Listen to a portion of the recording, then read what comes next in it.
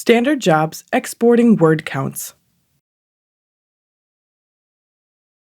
The second option for exporting data from the standard jobs page is to export word count information. This is done in a similar manner as described in the previous video. Begin by selecting which jobs to include in the exported file. Simply check the boxes next to the jobs you wish to include. You can also click the box next to Job Reference to include all jobs on all pages. Click on Export Word Counts to open the Export menu. Please note that only 500 jobs may be included at one time. We can export several different count values using this tool. These include words, characters, pages, minutes, or translated words or characters. This tool is only able to compile the information made available by the project manager. That means if no word counts have been set in the jobs, then there will be no data to export. If you create an export and it is empty, please contact your project manager for details. This tool is useful when using an external invoicing system.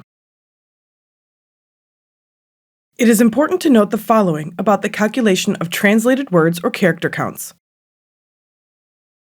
If a job is still being worked on, these counts will only contain what has been translated thus far. These counts may change once a job has been completed. Please note that the maximum number of lines supported is 10,000. Once you have chosen your desired unit, click Download. Depending on the number of included documents, this may take several seconds. The file will then appear in your browser's download folder and may be opened using Excel. The first 5 columns are shown regardless of what unit you have chosen. The first column shows the document's name. Please note that this is not the job reference, but rather the name of the document to be translated. You will also see the language pairs and tasks associated with each document listed here. The last default column is the segment count.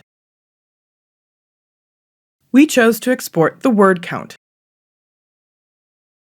Here we see the total number of words as well as a breakdown. The breakdown includes exclusions, pre-translations, matches, and other items. At the bottom, we see a total for each of the columns. The next set of columns are a more detailed breakdown of the matches. Lastly, we see which supplier was assigned these tasks. Of course, each unit count will have its own individual breakdown.